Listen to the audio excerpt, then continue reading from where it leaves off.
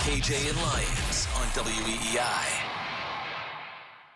There is a lot of talk, by the way, in the NBA that Jaylen Brown, no one playing for a white coach anymore. Just a reality. Okay, that he stopped listening to Steve Kerr. He has been he's a protester. He's somebody who is extremely progressive in his views, and he supports it with his good works in Atlanta.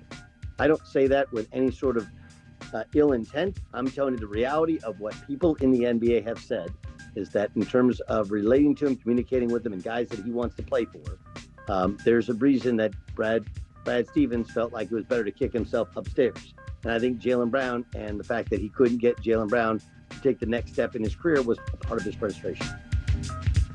Wow. That's interesting there.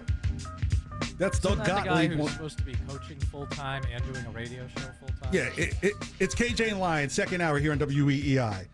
That's Doug Gottlieb on his opinions of why Jaylen Brown isn't on Team USA, and straight out says he doesn't want to play for a white coach.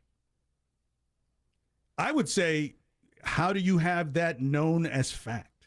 Yeah, and that's another piece of this, too. Like, how do you know that is fact? And we've also seen reports out there, Jaylen Brown would pout if he doesn't get enough playing time, or guys might not want to play with him. Like, I asked KJ, where's the evidence of that? You know, if Gottlieb still is doing his radio show and is coaching, then he probably feels that somewhere his money isn't tying together. Now, how do I know this factually? I don't necessarily know this, but we're just going to go along with the theme about him saying Jaylen Brown doesn't want to play for a white head coach, which I think is absolutely asinine to say. But we're in an asinine time. Gottlieb knows, and we get bombarded with it as in this industry. You need to get social media hits. You need to create the viral moment. And as more people continue to sell themselves to Beelzebub or whatever you want to call them, this is the crap that you get coming out of people's mouths, right? Because he can't be checked. Now, what if someone, let's say Stephen A. Smith said something like that. What is the narrative then?